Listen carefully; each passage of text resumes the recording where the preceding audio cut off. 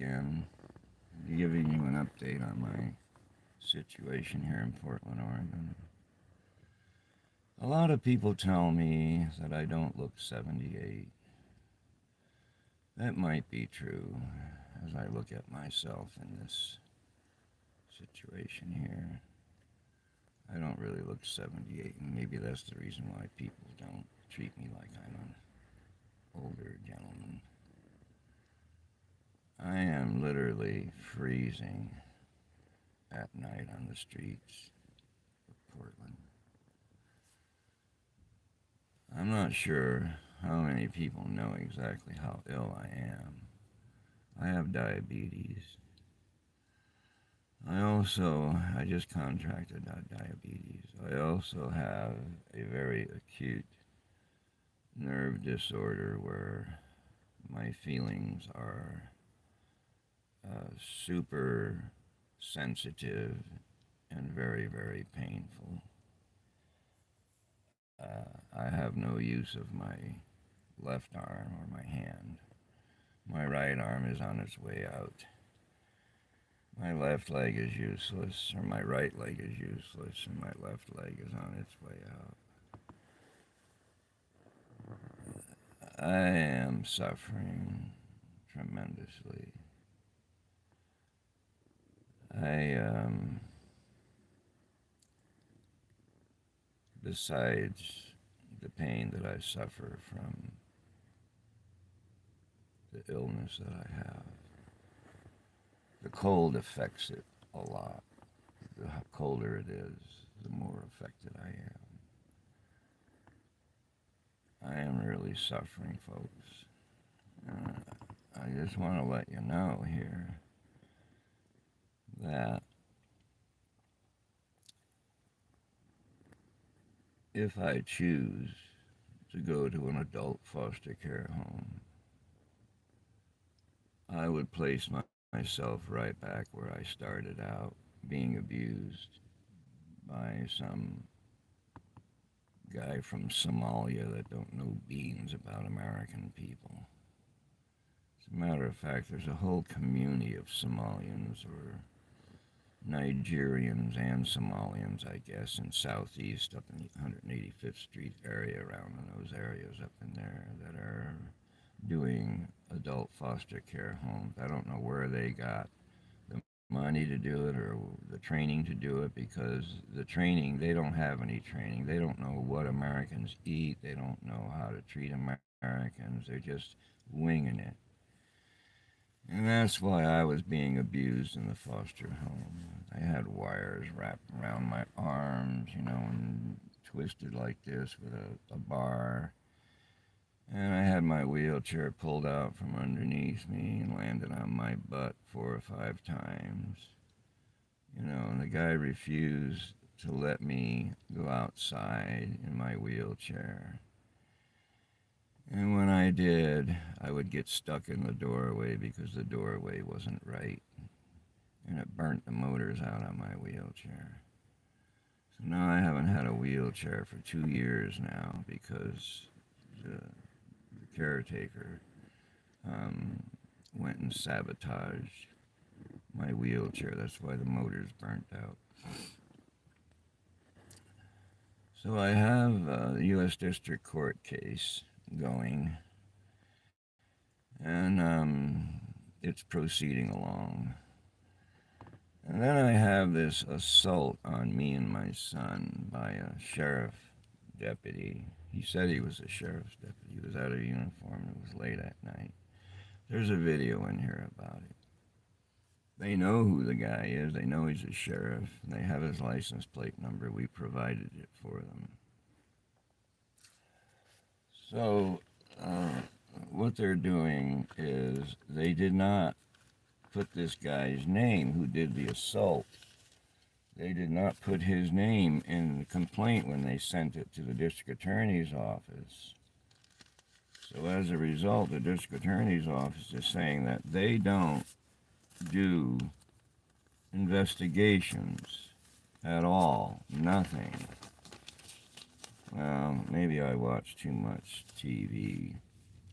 But I did make a call to public standards for the license of this guy. I'm filling out a complaint against him with public standards. I also have some other things going on in relation to this.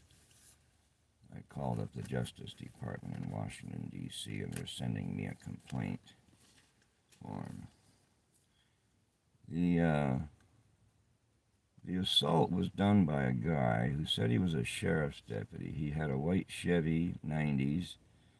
It was a crew cab, nice clean vehicle, truck.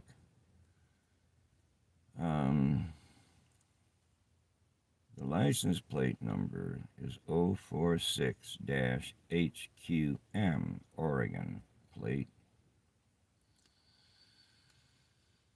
And the case number is 22-22-3846.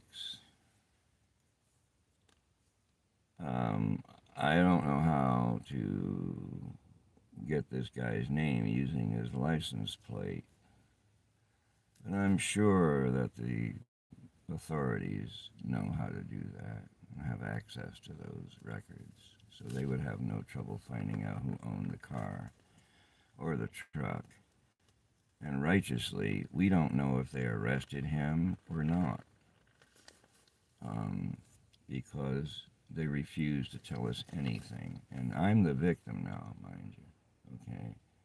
And the Portland Police Department refuses to give me any information about who this person was and whether or not he got arrested. And he assaulted me. I mean, he kicked me in my balls, pushed me down to the ground, and kicked me. And he did the same thing to my son, pushed my son down, and he landed on his tailbone.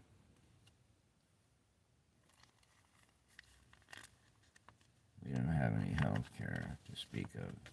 I don't either. Oregon is not really good at health care, nor is Portland or Multnomah County. Multnomah County happens to be the most corrupt county in the whole state.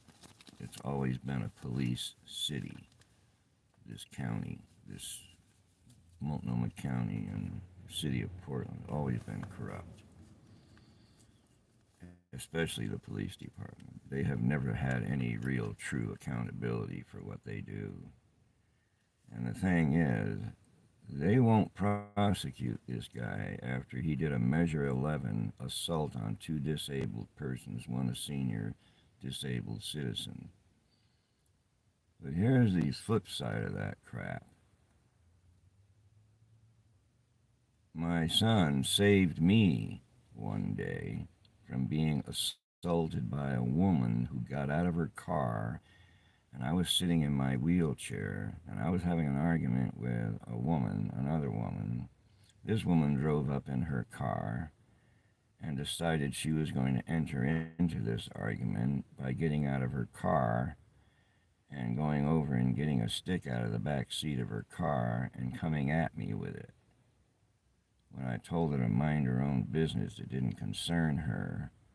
She goes, "Oh yeah, I got something for you." And then she pulled out this big truncheon. It looked like a big, oversized police stick with the handle on the side. And she raised it up in the air and came at me with it. Now just imagine this, folks. This woman goes into a courtroom and tells the judge that she felt like she had to defend herself against me out of her car, get out of her car and assault an old guy in a wheelchair because she decided to poke her nose into my business and I told her to butt out. Now they arrested my son for grabbing that stick away from her, and they tried to claim that he had a weapon, which he did not. Nobody said he had a weapon. But they were trying to put one in his hand because the girl that attacked me had a bruise on the top of her head from my son's ring when he scraped the top of her head, grabbing the truncheon from her. Now, my son got arrested, and he's been going to court for 3 months in a row now and going through close street supervision. You see the difference here? My son is my caretaker. He saved me from getting hit over my head by an irate woman who did road rage on me. That's what it was, road rage. She got out of a secure car that she was locked in, and I was sitting in my wheelchair on the highway at a gas station. She gets out of her car and goes into the back seat around the other side of the car, the passenger side, and gets a truncheon out. And she goes, "I got something for you," and raises it in the air and starts walking towards me. My son ran from across the gas station where the car was and snatched it right out of her hand. And in the process, one of his rings scraped her head.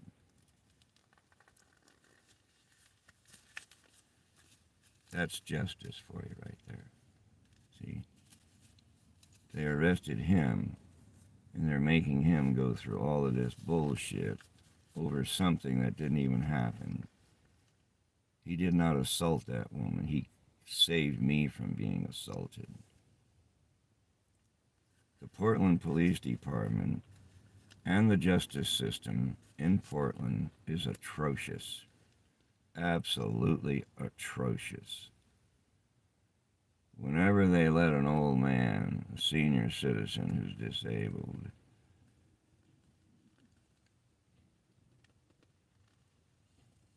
get assaulted by a woman or attempted to be assaulted by a woman while I'm sitting in a wheelchair versus a guy who works for the sheriff's department, a deputy sheriff, assaulted both of us. Folks, that's why I'm living on the streets, because I've been recording the police for years, 20-some years or more. And YouTube took down my videos.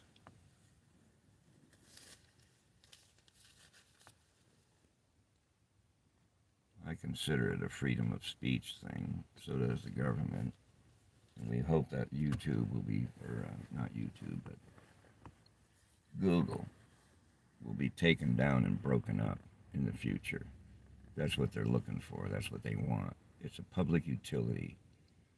And as such, it should be regulated by the government, not regulated by a private company who destroys freedom of speech.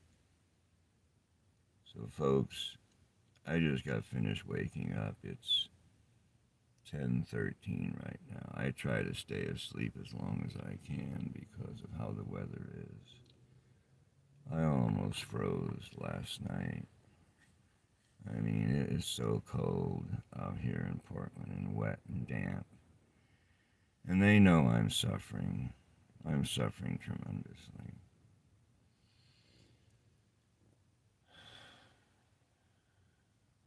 And the food thing is really atrocious too. Having food and getting enough food to eat, especially since they only gave me $20 worth of food stamps on the first of the month. And this is after going all month long, going to food banks, because the money that they give you just is not enough. It's not like you have an unlimited amount of money to spend on groceries. You only have so much, and that's it. And when that's gone, and it gets gone fast, it's really, really difficult to get food. So I begged a pizza off of a man last night. And he was surprised that I asked him for it. He says, "You want this?" I said, "Yeah, I'm hungry." He said, "Here you go." And it was a whole pizza. He had just purchased it even.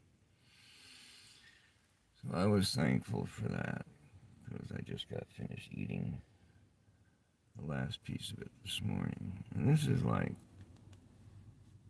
not quite the end of the month. And it gets real bad towards the end of the month with something to eat. So I try to... Anyway, I'm just rambling on. I don't ramble on. So, I've called up just about every government agency in Oregon that you can, but they're all in denial. When I told them about the assault in Salem, they gave me to public standards. But that's not how it happened. You assault somebody in the middle of the night and you leave your plate behind, you go to jail. You get arrested and go to jail. This guy, I don't think went to jail, and I think everything is being tried to keep him from being prosecuted for this assault. And here they are trying to try my son for an assault that never even happened. She never claimed that she got assaulted. She never claimed my son. This is the cops claiming that he assaulted her. And this is the cops saying that he had a weapon when he did not. And nobody said he did. They didn't find one on him even, or did they find one anywhere else? Because he didn't have one. But they're trying to equalize this complaint with the woman saying my son had a weapon when he didn't, and there's no proof that he did. Nobody said he did. Even the woman didn't say he had a weapon. The woman he took the stick away from. They didn't arrest him. That was a Measure 11 attack on me too. Okay, Measure 11 in Oregon is enhanced sentencing if you have certain things that you did during this crime. And when you assault an old man who's disabled, that's Measure 11. But this guy assaulted two men that are disabled. So there's two charges of Measure 11.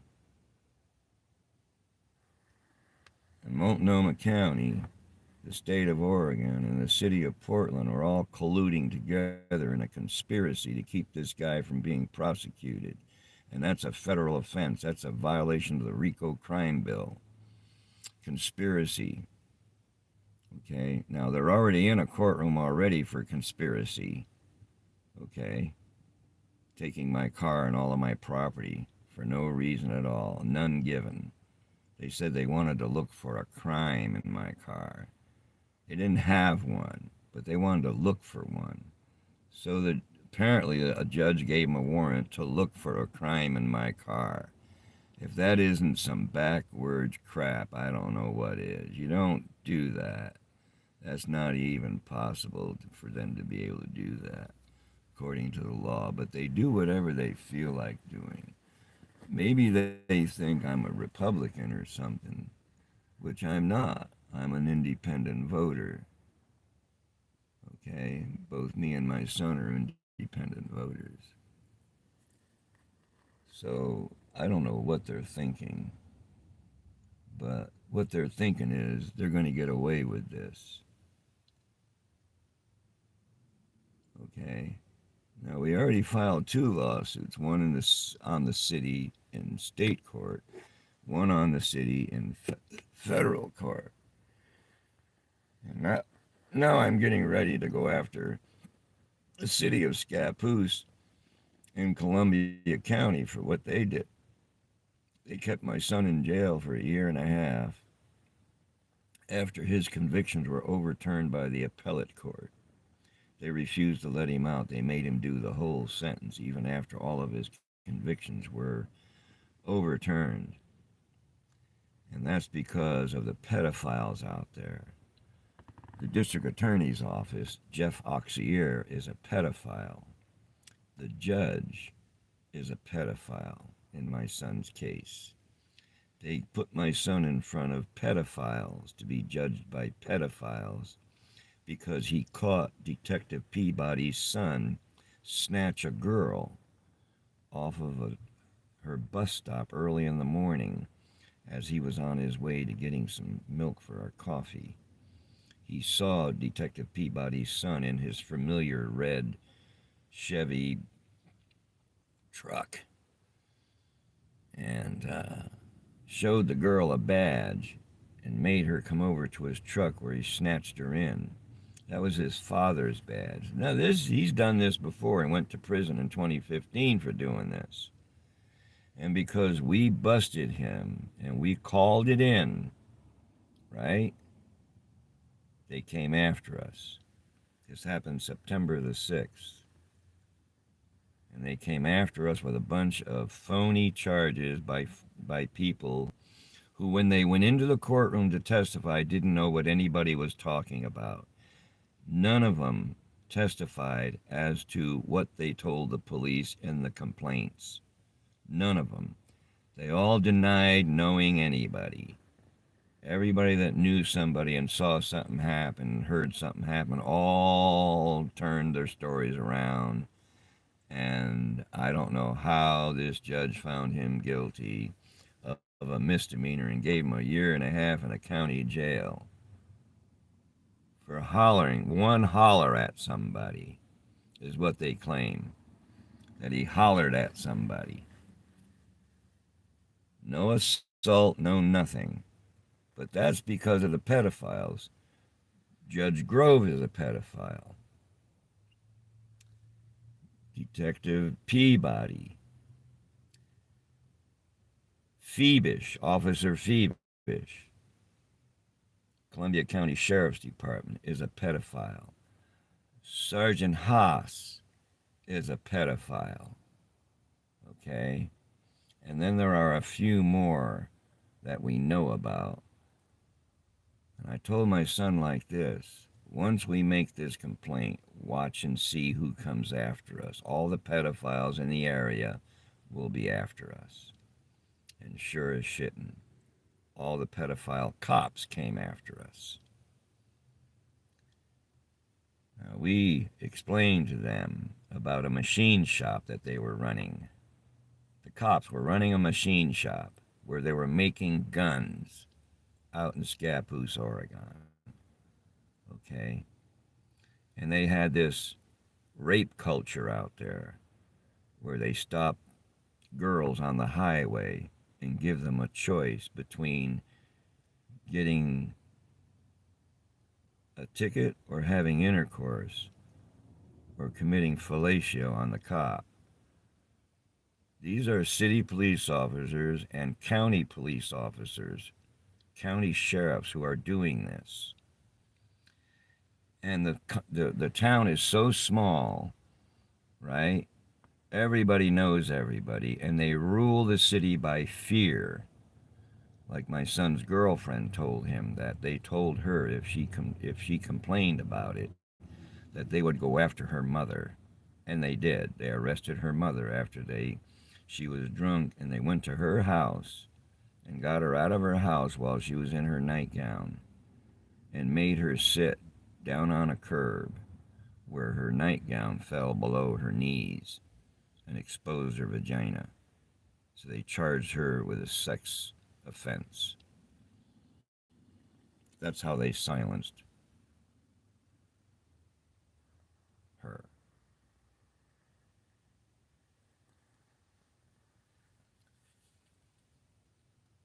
Miss Hill, I know you thought you were doing the right thing. I know you thought my son had a big, long record of all kinds of crap like they told you. But you found out in the courtroom that he didn't have anything on his record. I know why you did it. I know they had you on probation and they told you if you didn't testify that they would go after your mother again. This is despicable, folks. Absolutely despicable that they have a pedophile ring out there in Scappoose, Oregon, in Columbia County, and there are kids missing all over the place out there. When we were there in 2014, there was 14 children missing.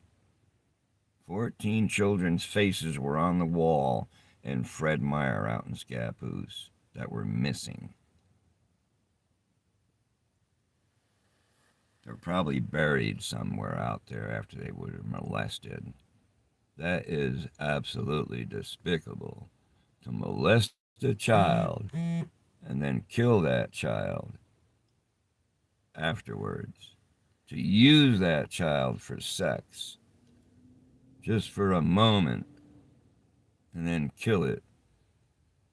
Kill that child so you won't be exposed. How many children have you cops out there killed out in Scappoose and out in Columbia County?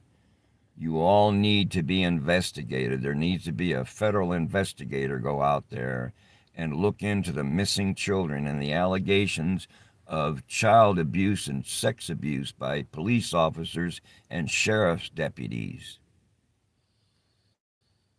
Because they're police officers and sheriff's deputies, people just look on the other way about it. And they told us that we should have looked the other way. But as a victim of sex abuse as a child, I will not look the other way.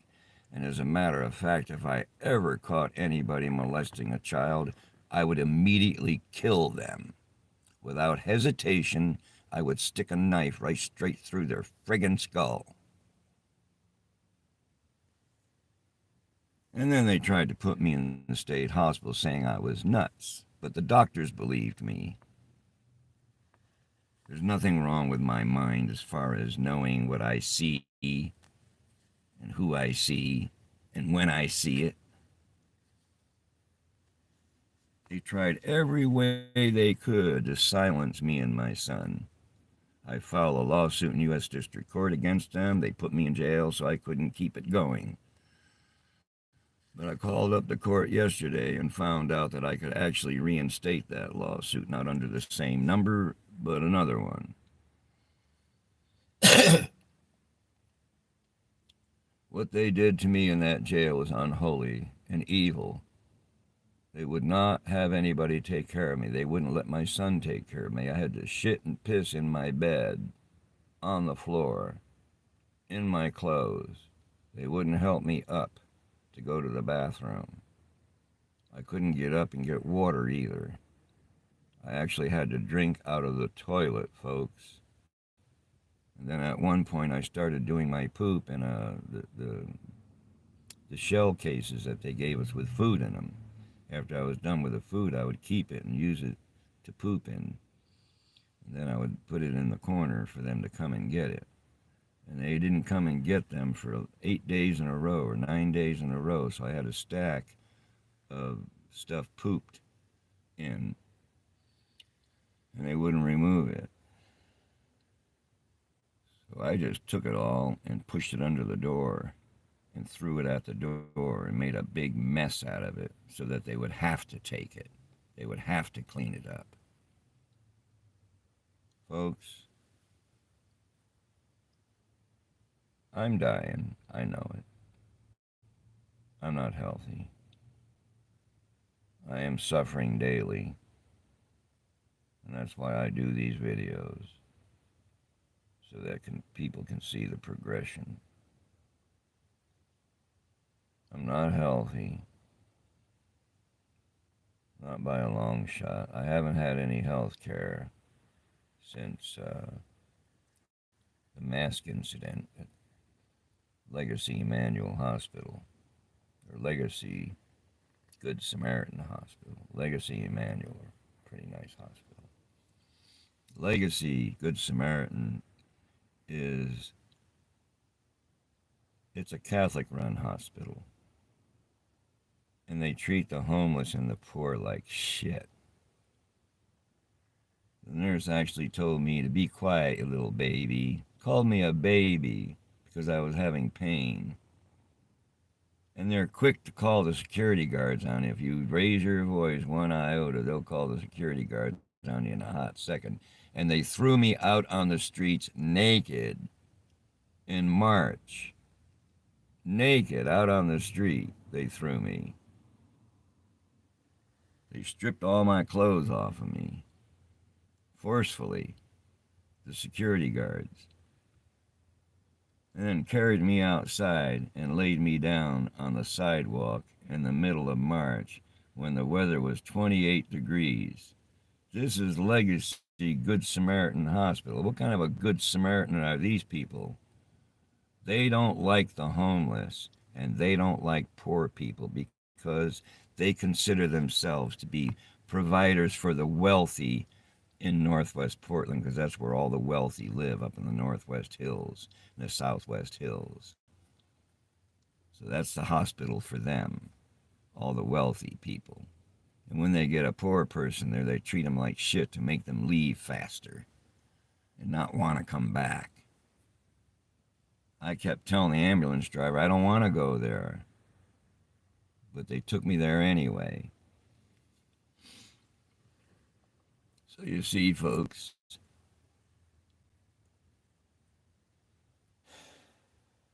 I am just completely worn out.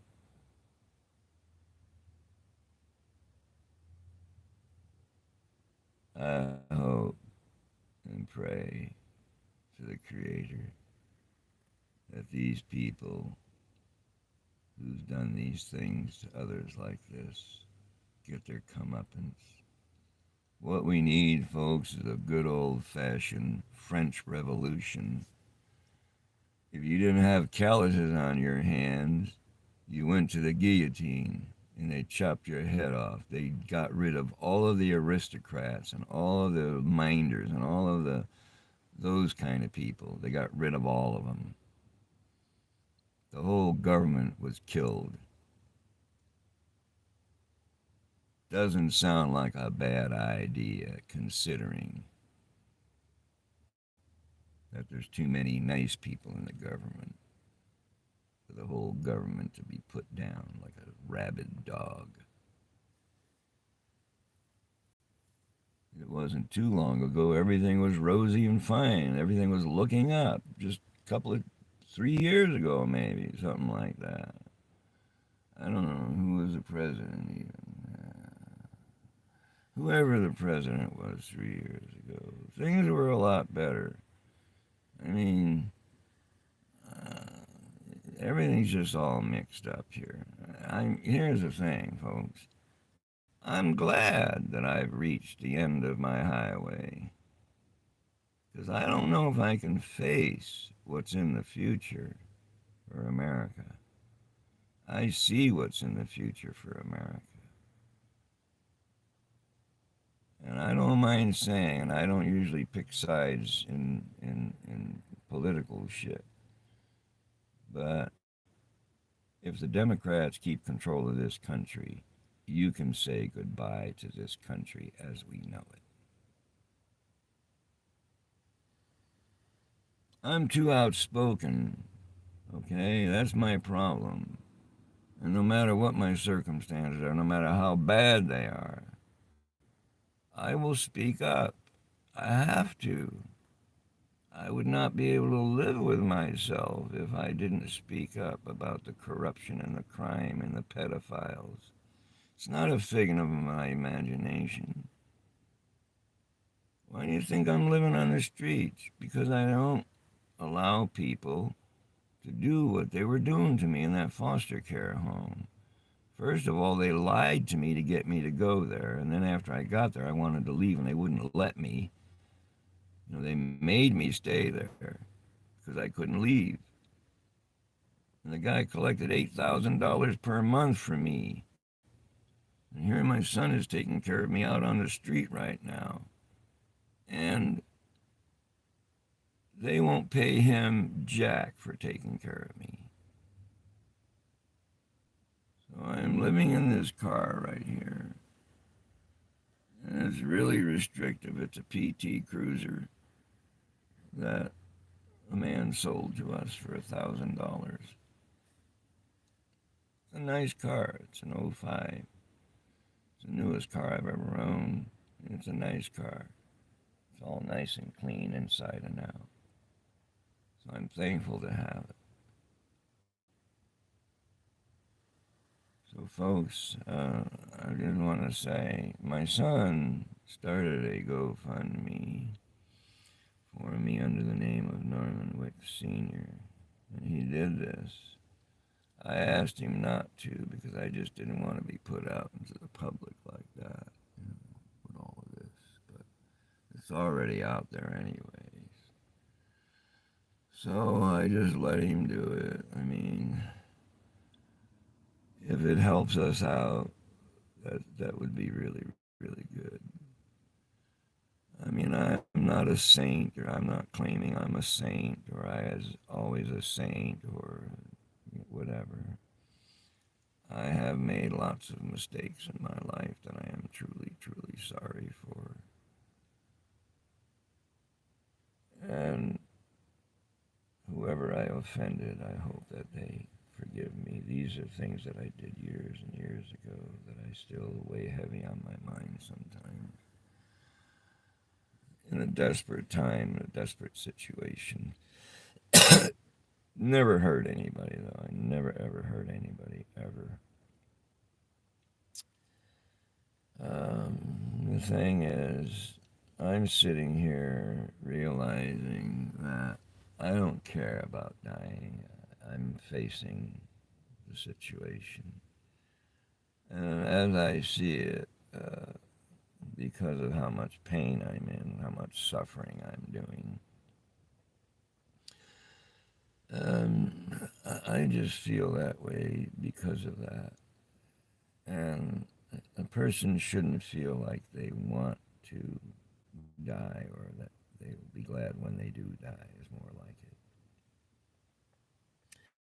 That shouldn't be happening, because life is precious, and when it's gone, it's gone. And when I'm gone, I'm gone. And I'm going, believe me, I am. These people here in this city, Portland, Oregon, don't care about anybody. The county don't care about anybody, nor does the state. Okay. Most people who have never heard of Oregon or don't live in Oregon would not believe the police state that it is, and the lack of accountability. In any city in Oregon, there is no accountability. None. Police accountability or public service accountability for public service workers. They get away with whatever they want to do. And if you complain against them, they lower the boom on you. Okay? The whole thing is set up that way. They can treat you whatever way they want, and if you complain, they will lower the boom on you and make your life more difficult, like mine right now. Because I complained about the foster home and the brutality, because I complained about it, they threw me out on the street during COVID when they weren't supposed to, and nobody cared except one cop. In one of my videos, you can hear him saying, I probably shouldn't let this happen. I probably shouldn't let them do this. This guy is being crooked about this. But why didn't he do it? He knew it was wrong, and there they are. They know it's wrong. They do it anyway.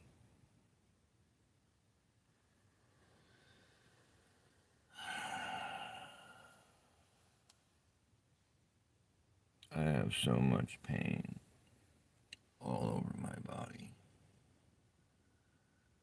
My hands are just painful. It feels like I'm holding hot coals in my hands. And so my feet are the same way. So all of that going on, I have a bad neck, bad arms, bad shoulders, everything is just painful as hell. And it's even more painful laying on the sidewalk, trying to get some sleep in the cold. So folks, yeah, I was saying my son set up a GoFundMe.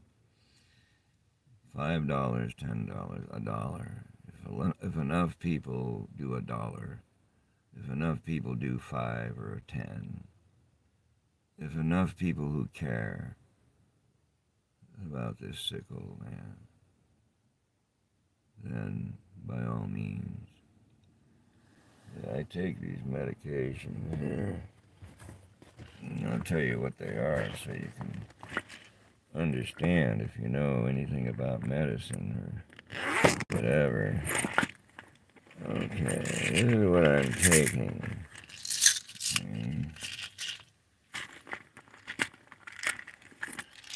Okay, This is Vicodin, hydrocodone. I take that.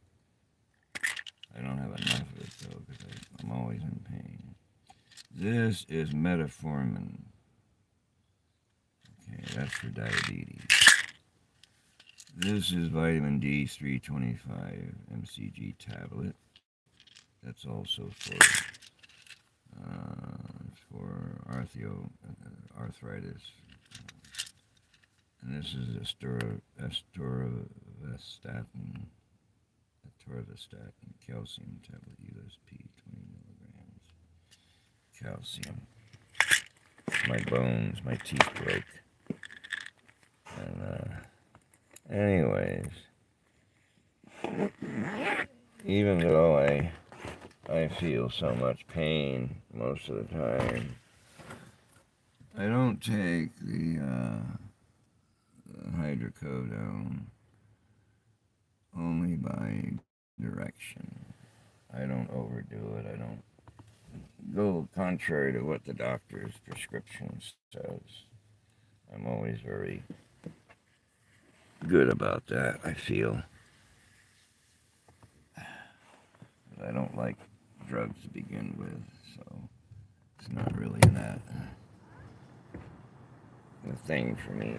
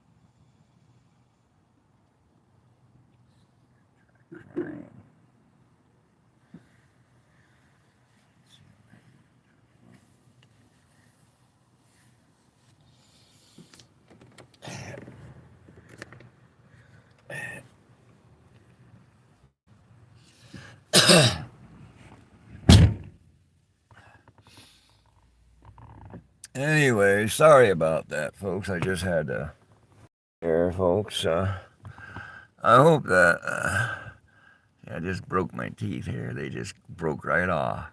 Look at that. It's cracked right off. Yeah, it's tough getting old. My bottom teeth aren't too bad, but at least I got some at 78. Anyways, folks, if you could do a dime or a dollar or whatever, I sure would appreciate it. Help me get off these here streets. So I'm going to sign out now. You guys have a nice day the rest of the day. Okay. Bye-bye now.